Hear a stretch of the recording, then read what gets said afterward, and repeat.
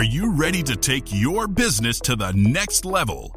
Every day there are countless books and articles that are published offering the key on how to make your business a success. It's easy to feel overwhelmed trying to keep up and run your business. That's why Deb Creer created the Business Power Hour.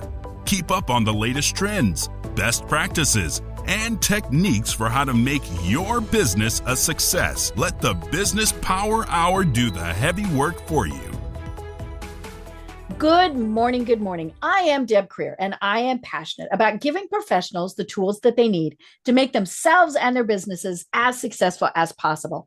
And I am so excited because I'm talking with a friend of mine today, and I love that and she really is a friend of mine. It is not just that I am saying that because she and I are in a women's success accelerator group. It is such a great group that we both belong to. And I'm just so incredibly impressed with her. But I want to share her message with everyone because, folks, she's going to help you make more money with your business. So please join me in welcoming Angela Fowler to our program today. Welcome, Angela. How are you doing? Doing well, and thank you for having me. Perfect. Well, let me tell people just a little bit about you, and then we will jump into this.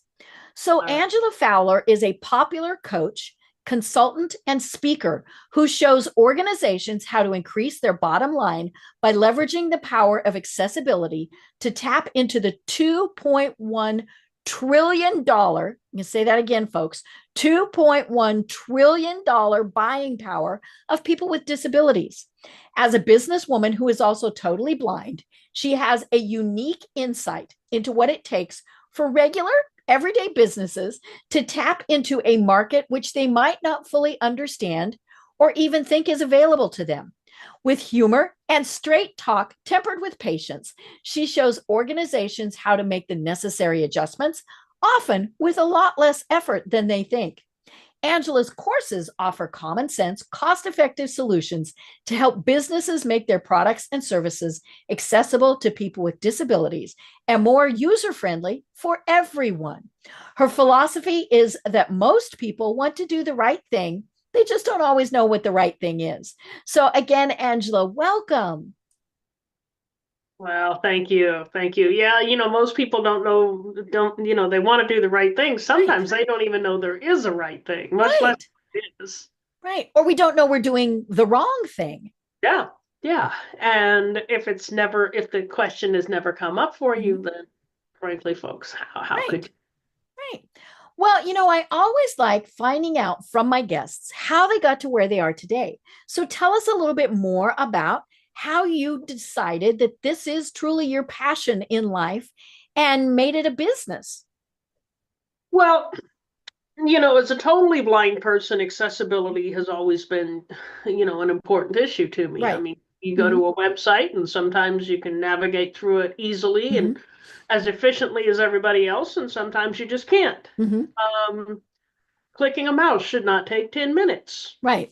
But when you're the website, when that part of the website is inaccessible and you have to get visual assistance in order to navigate through it, it does something that should take 30 seconds or even less ends up taking several minutes to do. And it's I've actually just given up on the task and just walked away. Right.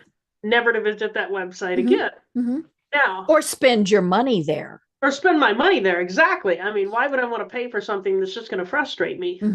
Now, this business came out of a mindset shift. I've spent several years, decades, in the blind advocacy movement. Basically, it's a civil rights group for blind people. And, like civil rights groups tend to do, that they can get a little feisty in terms of assuming bad faith. Right. A little preachy. A little eat up with the whole, the whole us against them thing. Right. And whether they mean to or not, they engender a victim mindset in a lot of their members, right? Because you start thinking that society is discriminating against you. You start thinking it's you against the world. Right. So when I come across an inaccessible website, I get really mad at the business. I mean, how could you not How make your dare website? they? What the hell is wrong with you? But I got a job in 2021 that changed everything. And it was working on the Department of Veterans Affairs website. I was working for a company, one of their many contractors, and it was my job to teach the designers and developers how to make their site accessible. So I'm working with a bunch of sighted people, and they had varying degrees of knowledge of accessibility, from completely clueless to knowing more than I did. And it turns out they wanted to do the right thing. They just didn't know what the right thing was. Right. And even when people were initially resistant to accessibility, because people don't like to have their processes changed. People don't be told they need to change things. And they don't like to be told they're doing it wrong. Yeah, I mean, come on. Angela, you need to change everything what you're doing. Hey, no, I'm not going to change what I'm doing. But when I showed them how a screen reader works, when I showed them why, and here's what, here's what the compliance-minded among us don't do. They don't explain the why. They don't explain the real-life benefits, how this impacts human beings. Once I showed them that, I've had people go from really opposed and really resistant to being my strongest allies. I bet. In fact, there was a joke on one of the teams about how, if you drink the Kool-Aid, there's no going back. This is true. Drinking the accessibility Kool-Aid. I've had a number of people. In fact, one of my colleagues was looking at, and this was just after we met and just after I explained to her what I do and why I do it. She was looking at some entertainment app, had nothing to do with work. I don't think it was her app, but I think it was her husband's. And she's looking at it and she's like, there is no way this is accessible. And she told me later, she's like, see what you did? Now I can't stop thinking. Yep. Now she looks at everything that way. Yeah. So, once the truth is seen, it can't be unseen. And I'm not forcing anybody into an accessibility mindset. Right. I'm showing them how it affects human beings, and I'm showing them how it ultimately benefits the business. Right. So, in thinking of these folks that I've been working with, I started thinking about the businesses that I had come into contact with over the course of the years. Why are they not accessible? Are they all out to get blindy? No. They just didn't know better. They don't even think about it. It doesn't even cross their mind. They don't know that there's a right thing. Right. So what if I start a business teaching people how to be accessible and showing them the competitive advantage of being accessible, because your competitors aren't. Yeah. I mean, 90% of websites have accessibility issues. Now, sometimes they're just minor issues, but so I built my flagship courses I can't say last year anymore. 2023, I launched for real at I think the beginning of 2024. Maybe it was late 2023. I don't remember. But at any rate, and I'm coming out with a couple new offerings now. I love it. I love it. Well, do you primarily work with people on their websites and how to make those accessible, or is it kind of an all-around type of here's really how to improve your business? It is an all-around type of thing. We typically start with websites, or I start the conversation by talking about websites for two reasons. One, that's my background. If I'm going to start with my story of working on the VA website, then naturally the conversation is going to turn to websites. But Right. two, in many cases, the first contact a customer is going to have with you is through your website. Right. They're doing the initial research. Yeah. They're, all of those various things. Even a plumber. Mm-hmm. These days, do they still make phone books? I don't think so. I've not Do seen those a things phone book even in a really exist long anymore? time. I think now if you get them, you're just using them to as a booster seat, right, for a little kid. Right. Exactly. When people are going on, Mm-hmm. online, they're Right. Googling, they're going on Yelp. Mm-hmm. And what do they want to see? Does this person have a website? Mm-hmm. Um, they usually don't, at least around here. So, you know, but Mm-hmm. but yeah, that's the people's Mm-hmm. first contact with you is going to be Mm-hmm. online usually. Right. Right. And how easy or difficult are you making it for them? Yep. And we were talking before the program about how this can benefit everybody, and I was saying, because you use a screen reader, and how many times have I, as a sighted person, gone to a website and they have put every bell, every whistle, every graphic, every Mhm. whatever on there, and I'm overwhelmed. There's no way that a screen reader or anything like that is going to be able to navigate through this web page. So a lot of it is just simplifying things. We don't need all the bells and whistles, and thank God they finally did away with some of the automatic video that just Oh, started, and oh, those were horrible. It's right, because I that was when I still worked in cubicle world, and I would be doing something I wasn't supposed to, and the video would start to play and I'd get in trouble. like, no, um you're not supposed to call me out like eek, eek. that. But yeah, we get so concerned with making it so pretty that we forget that it has to be readable. Even if it's just, I drives me nuts when I go to somebody's website and they have a dark background and the font they have used is white and small, and Mhm. my old eyes cannot read it. And the irony of that is that's not going to bother a screen reader user. Right, because it just Yeah, sees text. Mm-hmm. screen readers go, element by element, text by text, brick by Mm-hmm. brick. They look at the website left to right, top to bottom. Okay. So sometimes a website that's real busy and has a lot of razzle dazzle, especially if the nonsense is marked decorative, Mm-hmm. it's hidden from screen readers. Okay. Sometimes the screen reader experience is actually better than the sighted person experience, which is super Ah. ironic. Mm-hmm. Right. Um, but yeah, I mean, color contrast. If there isn't enough contrast, Mm-hmm. if the font is too small, Mm-hmm. um, just make your font bigger. However big your font is, Mm-hmm. make it a little bit bigger. Mm-hmm. Um, using overly complex fancy fonts. Mm-hmm. But if you have a website that has too much razzle dazzle, Mm-hmm. too many, what moving parts, too Mm-hmm. many too many images, too many Mm-hmm. complex fonts, just too Mm-hmm. much stuff crowded into a small Mm-hmm. space. Somebody with cognitive or attention issues is going to get overwhelmed. Right. Mm-hmm.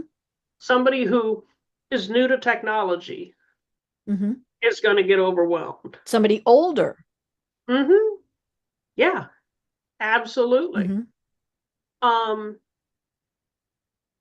and these may be people that won't even tell you they have a disability. Mm-hmm. Right. Even someone who isn't familiar with your website. Mm-hmm.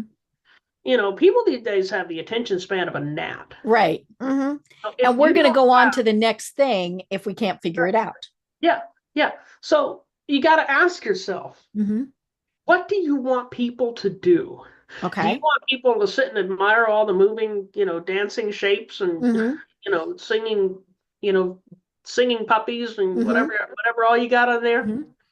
Or do you want somebody to read your information and buy your product? Right. And when you put it that simple, we all go, oh, well, duh. But a But big, people get, what I call shiny object oh, syndrome. yes. They But see our the competitors do that. yeah, yeah. Hmm. But remember, your competitors are turning away customers because their website's too, Right. too crazy. Hmm. Hmm. You don't need to keep up with the Joneses. Just let Right. the Joneses go Hmm. racing off in the wrong direction. Hmm. You know, Right. they're lost. Hmm. And I mean, I mentioned it in your bio. It's a huge market that people are ignoring. Whether they are blind or whatever their disability might be, we can't just ignore them. And it doesn't matter what your product or service is, right? Because anybody, for the most part, can buy or use your product or service. Depends, there's going to be some exceptions, but for the most part, you need to reach as many potential people as you can. You know what I got my mother for Christmas? What? Something that I would never buy for myself. One of Okay. those highlight picture frames. Oh, yeah. Mm-hmm. And that website wasn't perfect, but as Mm-hmm. usual. Now, why in God's name would a blind person buy a fancy picture frame? Right. Mm-hmm. Well, because they have a sighted mother that loves Yes. pictures Mm-hmm. and Yeah. likes You're being not able just to, buying for yeah, yourself. yeah, Mm-hmm. yeah. So, whatever your product is, if you Mm-hmm. say a blind person will never buy that, most of us celebrate Christmas. Mm-hmm. Right. Or Most of us birthdays celebrate or birthdays. right. Mm-hmm. Well, and I talk a lot on this podcast about it is important to know who your target market is. But because we don't want to, even like Walmart or Starbucks, they're not appealing to everyone. They're not trying to sell to everyone. But they know who they're trying to sell to.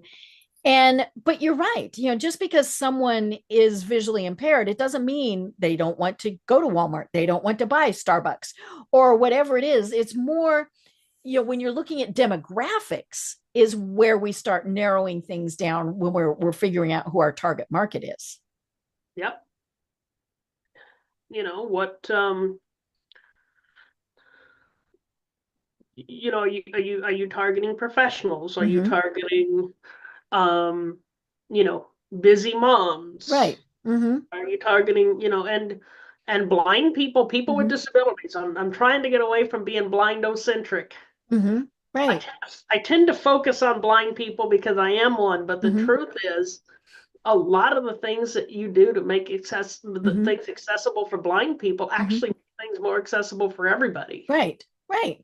Um, you know, People with disabilities come in all walks of life, and Mm-hmm. we're out there, doing our thing. We're out there Mm-hmm. working. If you've met one person with a disability, you've met one person with a disability. Mm-hmm.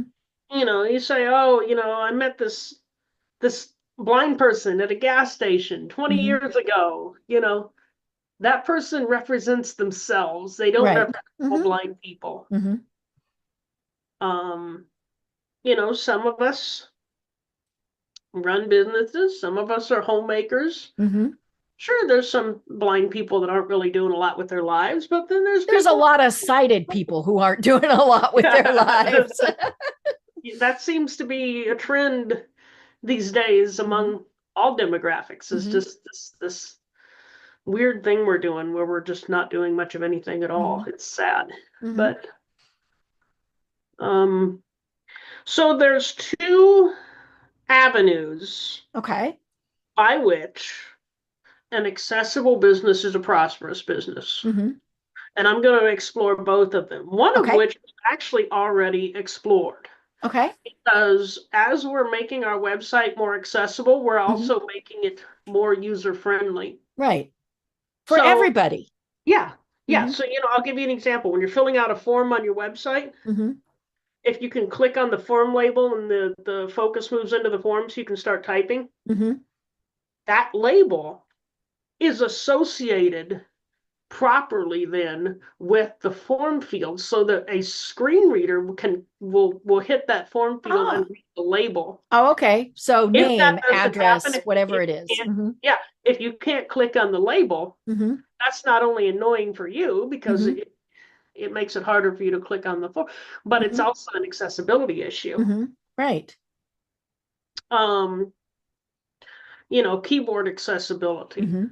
Some people are just tech savvy and prefer to use a keyboard.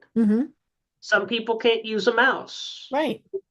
So, and just a simple, clean, uncluttered, intuitive user experience is better for everybody. Right.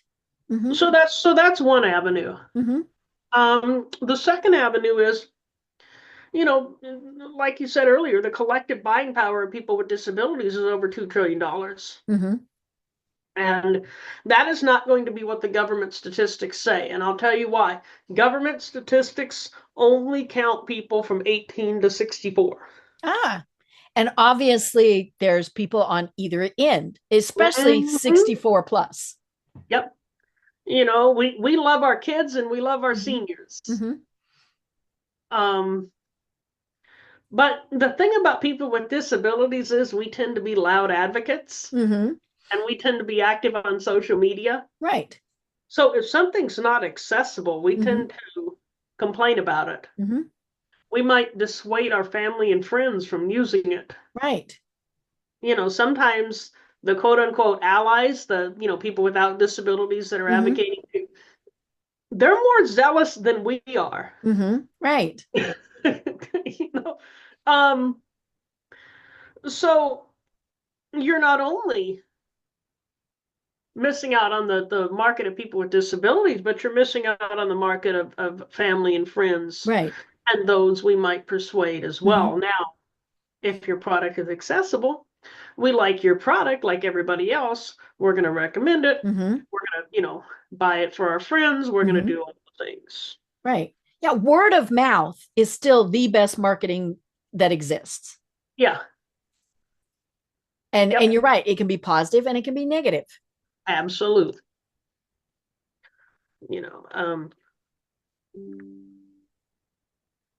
Often I'll see a post on Facebook.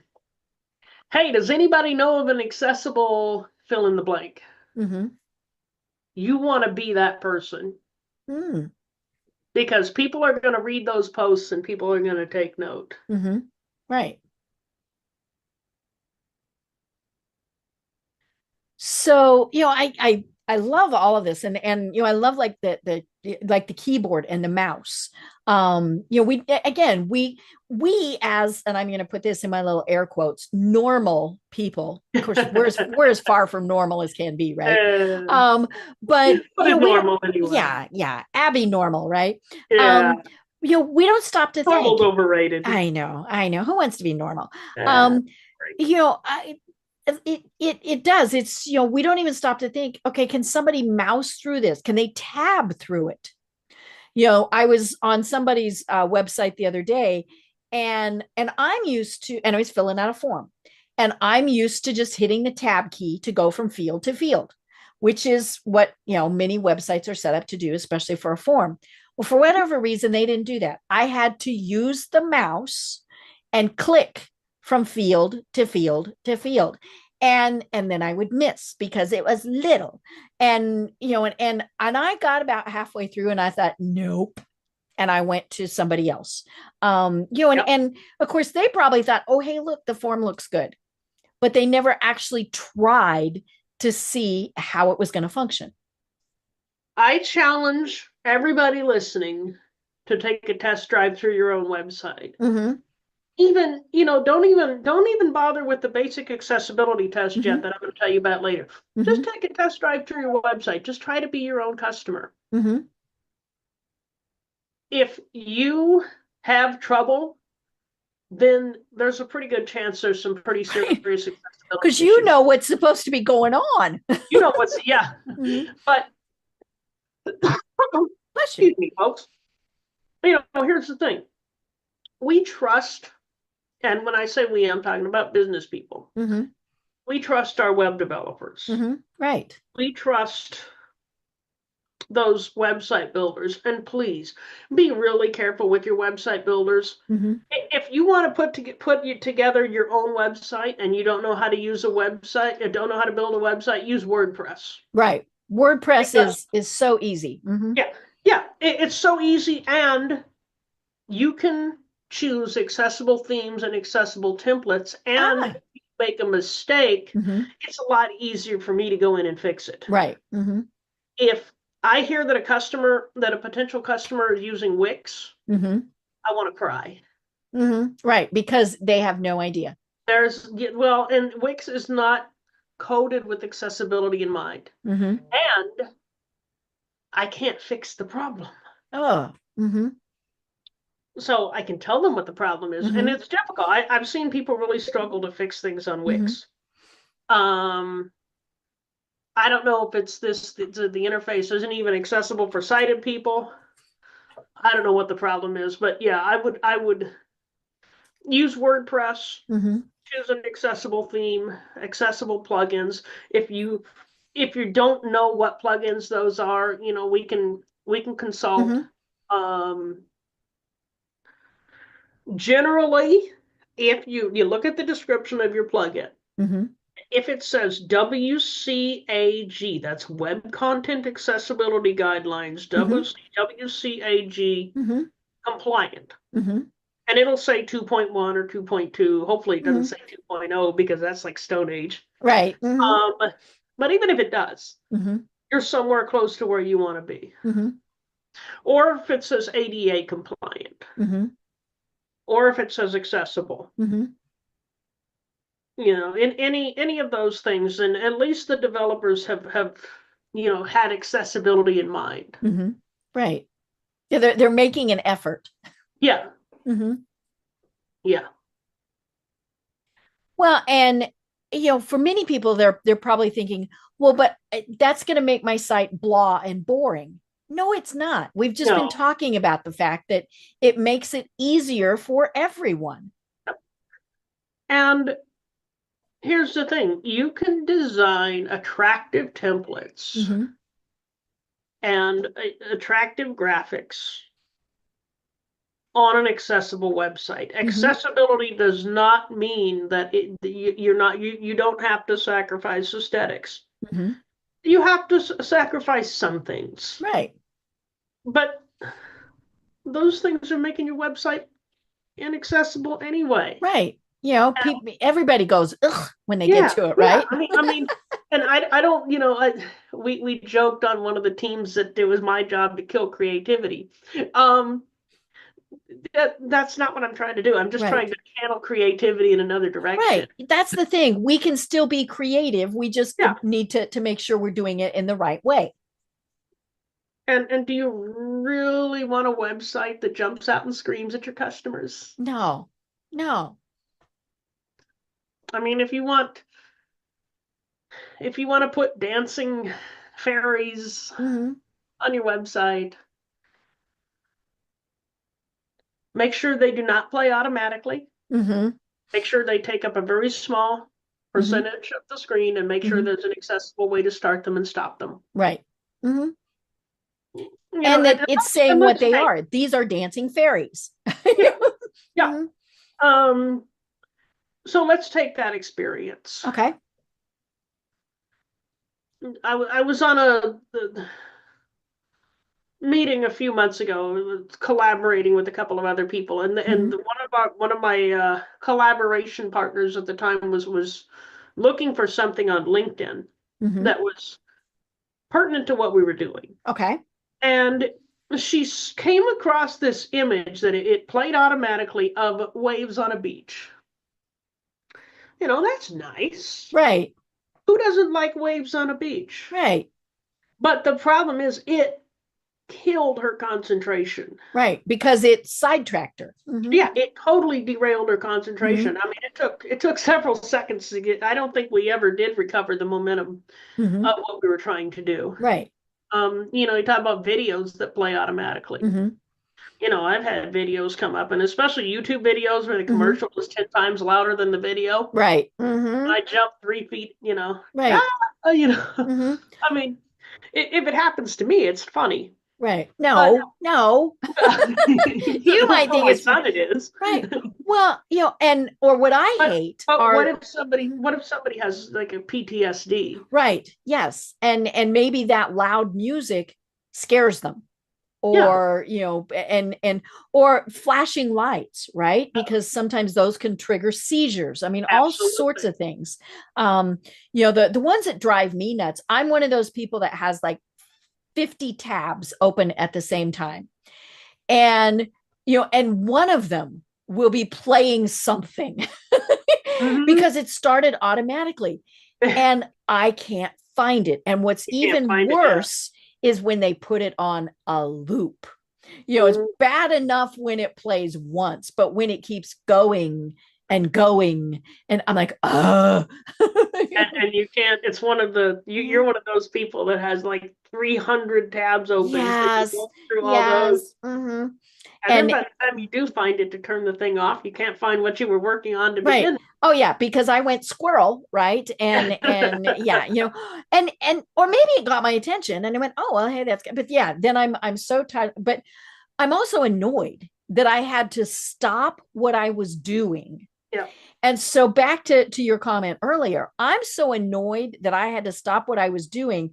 I'm never going to do business with those people, Yep. because they interrupted my day, they interrupted Tick my me off. train of thought, all of those things. Yep. And they probably don't even know they did it. No, because somebody went, "Oh, that's cute." you know, and I remember years ago, I worked Shiny for object syndrome. yes, oh, we are definitely the bright, shiny object syndrome. Years ago, I worked for a marketing firm in Colorado, and this was oh, 15 no 20 years ago probably. So when the internet really was just first starting out, right? Al Gore had just gotten this idea, all those things. And we were designing a website that was really pretty cool. The website URL was web.com. That's a pretty cool URL to own, right? Yeah. um and the CEO of the company was like 12 years old, and he was one of those people that would sit and find every fun, pretty thing on everybody else's website in the world. Uh, And we would come in and have, this was when you still faxed things. We would have 80 pages worth of faxes ooh. from when he would go, "I want the site to do this, and I want the site to do this, and I want the site to do this." And we put up with that for about a week. And then we said, "This is not going to work. You either stop doing it and trust that we know what we're doing, or find somebody else." And he found somebody else. And I never did know what happened to him. He didn't last long. But yeah, he loved the bright, shiny objects, but he never realized just what a pain the bright, shiny objects were, especially when you had lots of bright, shiny objects on one website. And if you really want a website that pops and squeaks and Mm-hmm. Mm-hmm. flashes, and Mm-hmm. build your own personal site and put a warning label on it. Right. Yeah. And some of those sites, you might think, okay, this is for kids or whatever. And so you're trying to get their attention. But again, maybe you got their attention in the wrong way. And so yeah, you can have a place where they can go to see the bells and the whistles. Mm-hmm. But the rest of the site is, here's how we want to help you and here's how we want to do Yep. business with you. Yep. It's people come to a site for a reason. Mm-hmm. They want to get a thing done. Mm-hmm. They want to find the number for their plumber. Mm-hmm. They Right. want to pay their electric bill. Mm-hmm. They want to, fill out the podcast application form. Mm-hmm. They have a task in mind they want to Right. accomplish. They want to read the article they found on Google Mm-hmm. that sounds interesting. Mm-hmm.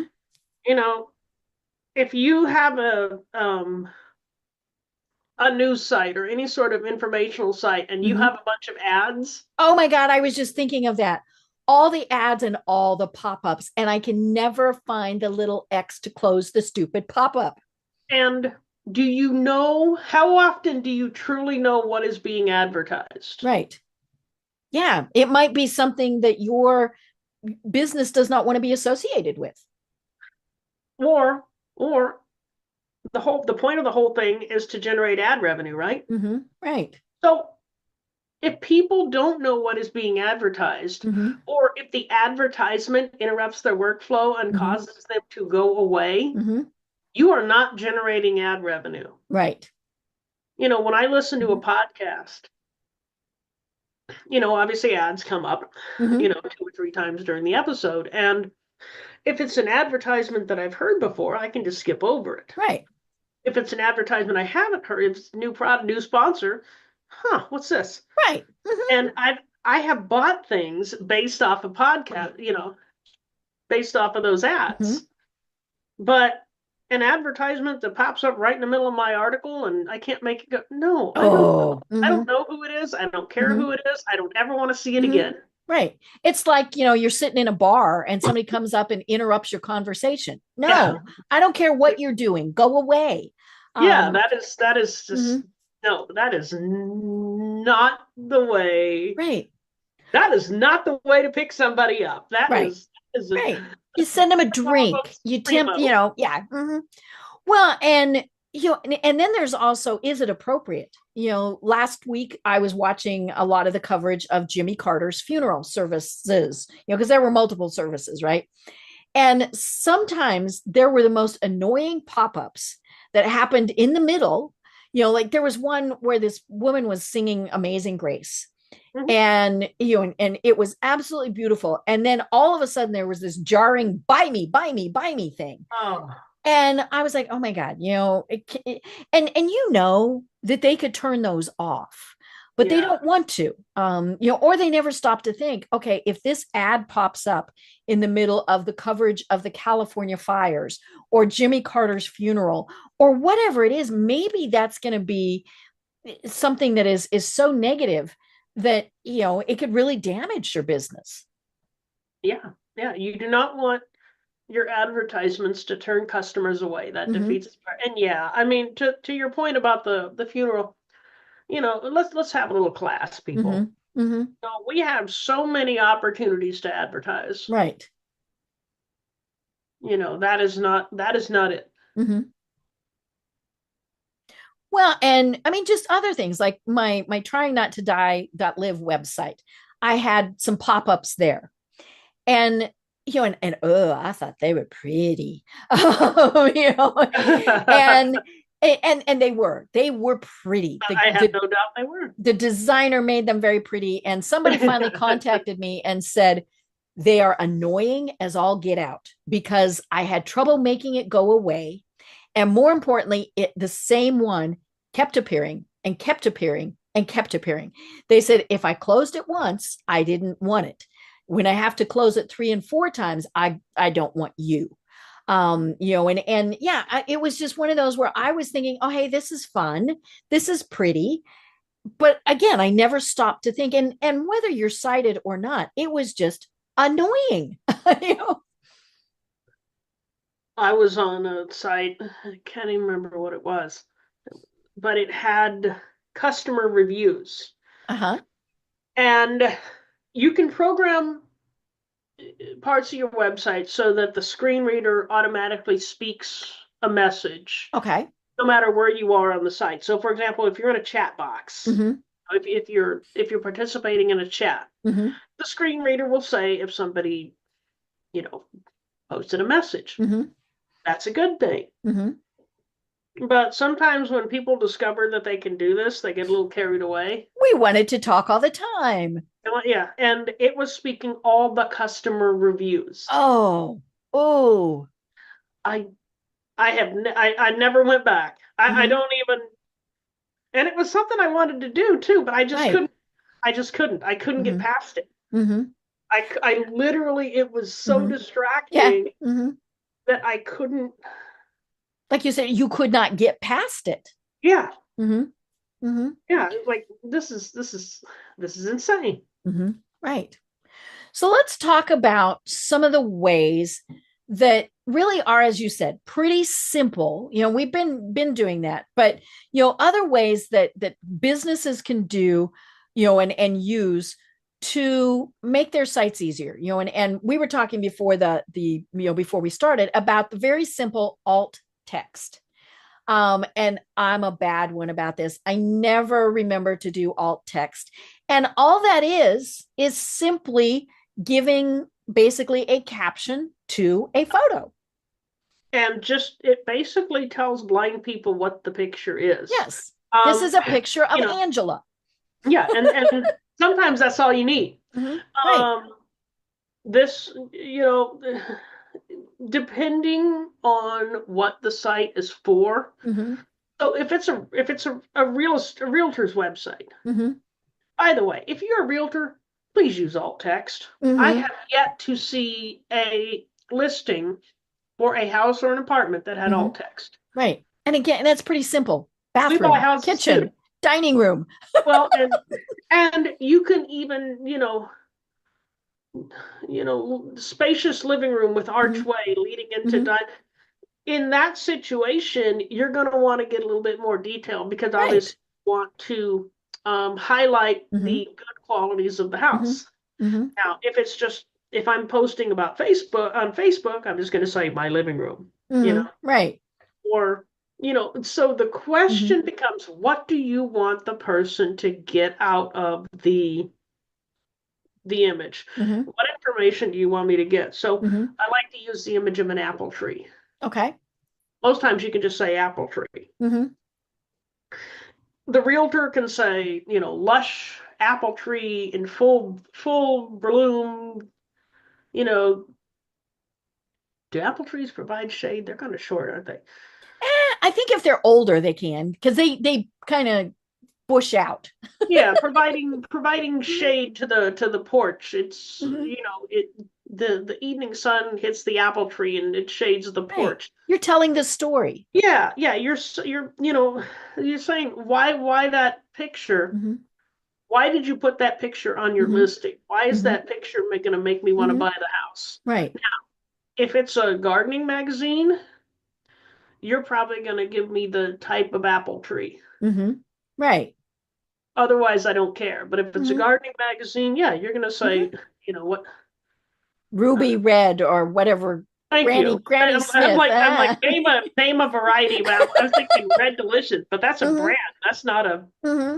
I don't know. Right. I'm an accessibility consultant, not an apple. Not an apple aficionado. I have a brown thumb. Yeah, me too. I killed a Christmas cactus, and that's no.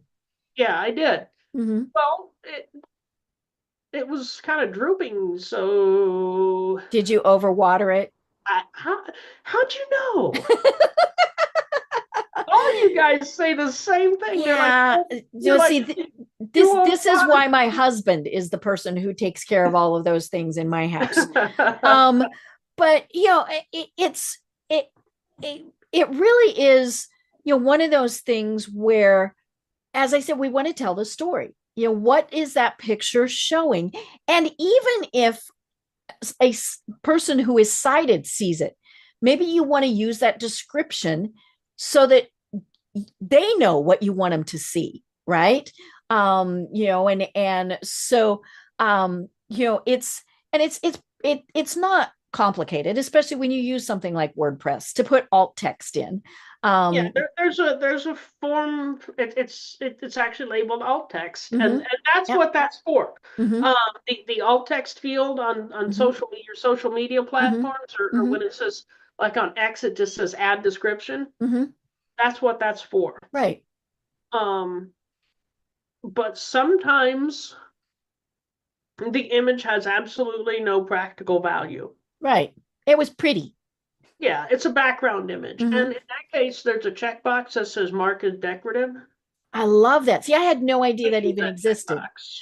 Yeah. So then your reader is not going to even try and do anything with it. Honestly, those pictures of green, lush foliage that are in the margins of the financial report. Yeah, you don't care. I don't need, they're just distracting. I'd rather not even know about them. Right. Now, Let's go to the opposite end of the spectrum. Let's say Okay. you've got a chart. Mm-hmm. What you do there is you identify it in the alt text, Mm-hmm. and then you give the pertinent information in the text of the surrounding paragraph Okay. text. Because believe it or not, a lot of sighted people don't communicate in diagrams. Right. Mm-hmm. So, and like I said, we see it, we go, ooh, pretty, but then we don't know why it's there. Yeah. Now, so what are other tips and techniques, on websites that people should really be using? Um,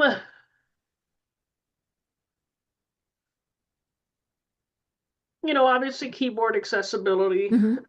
If you have a video, Mm-hmm. um, and I'll admit I've probably forgotten to do this, but closed captions. Oh, okay. Yeah. Mm-hmm. Deaf people have the opposite problem as blind people, right? Mm-hmm. Mm-hmm. But it also helps people for whom English is a second language. Right. Well, If and I'll be honest, there are TV programs that I turn closed captioning on Yep. because maybe they have accents or they might speak in slow, whatever. And so the only way I know what the heck is going on is Yeah, by reading the captions. exactly. When I worked for a community college a bunch of years ago, um, our teacher, she taught humanities. Mm-hmm. The students for whom English is a second language Mm-hmm. tended to gravitate toward this teacher. Okay. And she just raved about how the captions helped them because they were actually able Mm-hmm. to, to brush up on their Mm-hmm. English, and they were able to understand it Right. better. But what if you can't listen to it? What if Mm-hmm. you're in such a noisy environment you can't hear? Mm-hmm. Mm-hmm. Right. Yeah. You're Now, sitting in Starbucks, exactly. you know. Oh, yeah. Mm-hmm. Um, yeah, this is why I take my Starbucks to go. Um, now let's do the opposite. Mm-hmm. If you're producing a presentation, like a slide presentation, Okay. verbalize what's on the slides. Okay. Verbalize the pertinent information. Mm-hmm. Because what if if the person's blind, they're not going to see what's on the Mm-hmm. slide. Right. If the person isn't watching, if they're watching a toddler, Mm-hmm. they're not going to see what's on the Mm-hmm. slides. When I was going through school, I took a number, obviously, of math classes, Mm-hmm. and the teacher, you hear the chalk scraping, and then you Mm-hmm. hear the marker. Mm-hmm. Thing. I'm not that old. Um, just I dated had myself. chalkboards, you had whiteboards. There you, Okay. there you go. Well, at some point, it went from chalkboards to those boards with the markers that Right. Mm-hmm. not chalkboards, and then Mm-hmm. now I think it's projectors. But Right. anyway, the Mm-hmm. point is, um, you add this to this, and you move that over there, Right. And you're and then going, you and what was apply this and what this. was that? And We put this with that, mm-hmm. and oh, there we go. There's your answer. Mm-hmm. So I had to be insistent Mm-hmm. that they verbalize things on the Right. screen. Mm-hmm. Every single class, Mm-hmm. one of my classmates came up and thanked me Mm-hmm. Right. because verbalizing helped them to Mm-hmm. learn the material. Right. And if I hadn't been such a pain in the butt about it, Mm-hmm. they wouldn't have had the good learning Mm-hmm. experience that they had. So Mm-hmm. don't assume, we assume everybody's a visual learner, Right. And they're but not. Mm-hmm. no, the Mm-hmm. truth is only about a third of us are Mm-hmm. truly visual learners. Mm-hmm. Right. So, go ahead, be visual, but Mm-hmm. also verbalize. Mm-hmm. Make sure there's an Mm-hmm. audible component. Make sure there's a Mm-hmm. kinesthetic component if you can. Right, right. Yeah, so we've only got about 10 minutes left. This has been such a fun discussion. Oh, time Um, flies. I know. Time flies when we're having fun. One of my professors somewhere along the line told me never put more than 17 words on a slide. And I don't know why 17. That was just a weird number. But, when you're putting together your presentation, if you're having it read back and they're reading and they're reading and they're reading, or maybe you put a graphic that people can't read. I mean, all of those things, then it's going to help you on your presentation to go, okay, there's way too many words on that slide. Or do I really need that graphic that nobody knows what it is?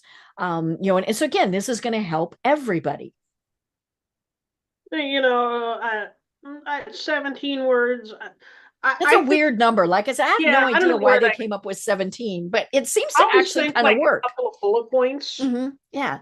Like if I have like a 2-panel slide, I'll have a couple bullet points in each panel. But I had to break the habit of writing essays in all my slides because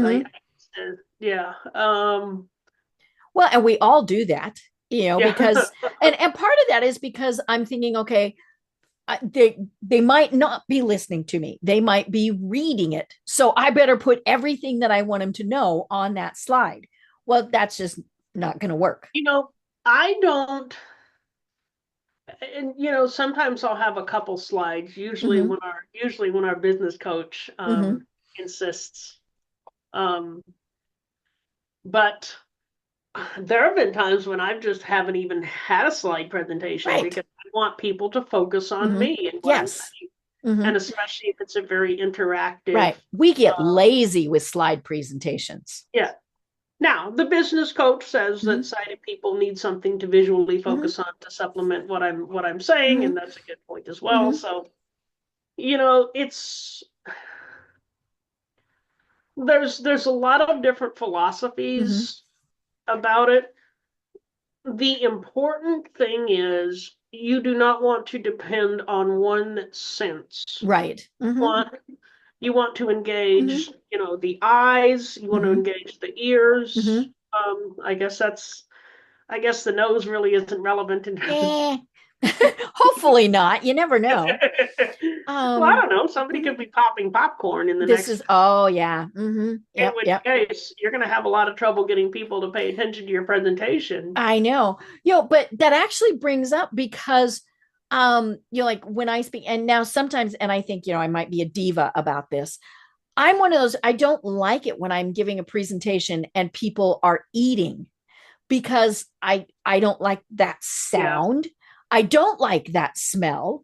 And so, there are times where I will just say, no, I'm not going to speak during lunch. Or turn your camera off, like we're all on Zoom. I don't need to see somebody eating, and nobody needs to see me eat, because that's the point where I miss my mouth and I Murphy's Law. Yes. It always happens. Yeah. And so, but yeah, it's the point is to give people the multiple ways to get your information, whether it's the website, whether it's your presentation.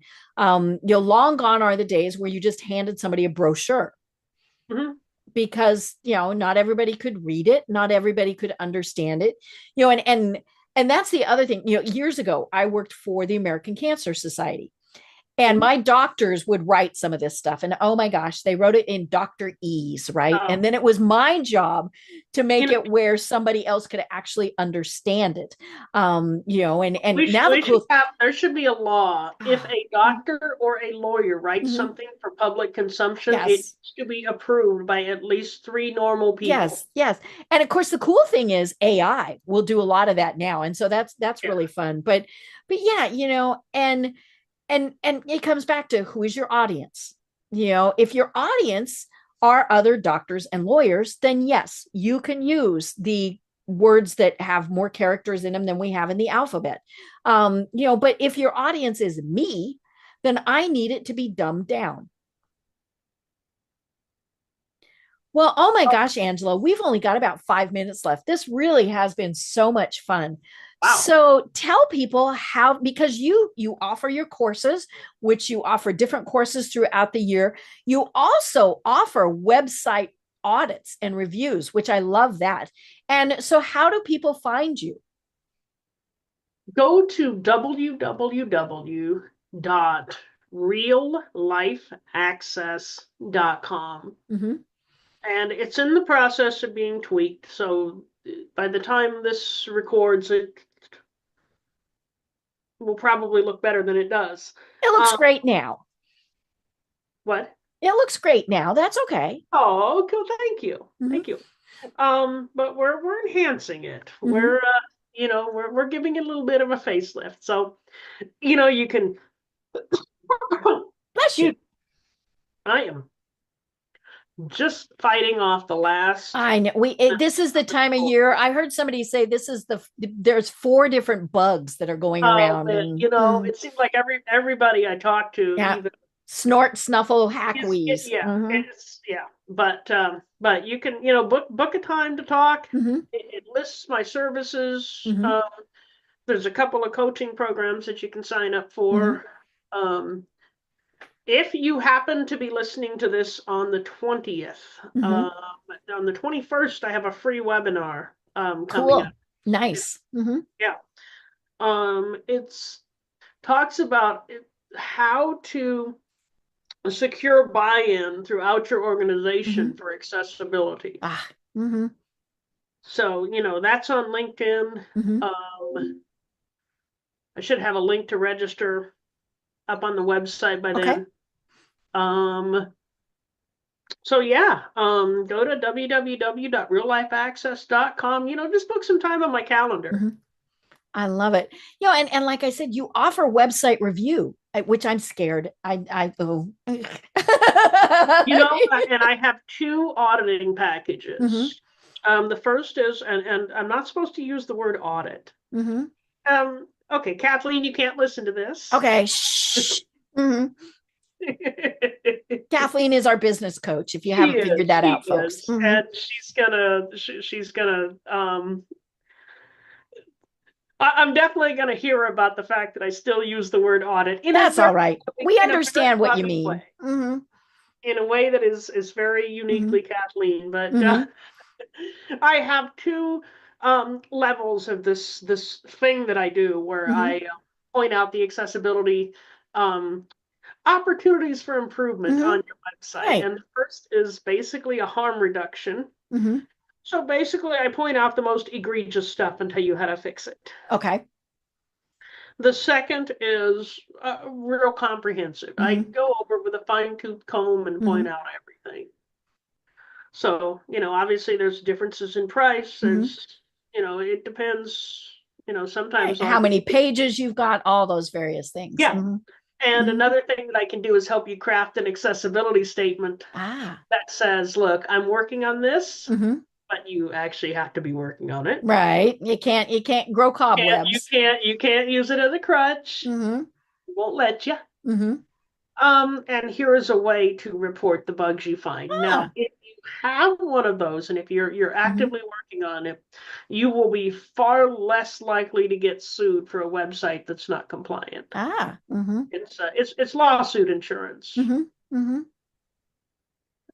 And beyond that, it gives people, it lets people know that, look, I know there's problems here. I'm working on them. And if you find a bug, this is how you can report it. I love it. I love it. And as we said when I read your bio, we want to tap into the $2.1 trillion worth of buying power for people who have disabilities. And again, this is pretty simple, basic stuff, folks.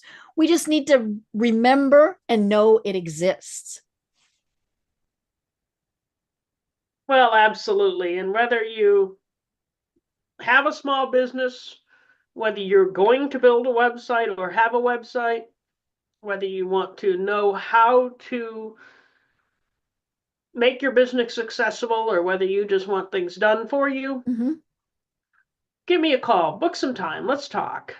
And as you can tell, she's fun. We love talking to Angela. If nothing else, you'll get a half hour of entertainment out of the deal. This is true. So again, your website is reallifeaccess.com. There's a lot of L's in there, but just spell it all out as you're typing it. So reallifeaccess.com. And I've been having so much fun talking with you, Angela. Do you have any final thoughts that you want to leave everyone with? Put yourself in the chair of your customer.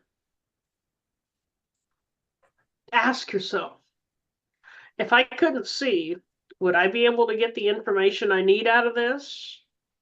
If I couldn't hear, would I be able to get the information I need out of this? Does this require a mouse? When you start thinking about accessibility, naturally, you are well on your way to where you want to be. I love it. I love it. Well, I am Deb Creer. I've been having so much fun talking with Angela Fowler of reallifeaccess.com. Sometimes my tongue just gets tangled up. And until next time, everyone have a great day. Tune in for our next program for even more trends, best practices, and techniques for how to make your business a success. The Business Power Hour, hosted by Deb Creer, is proud to be part of the C-Suite Network.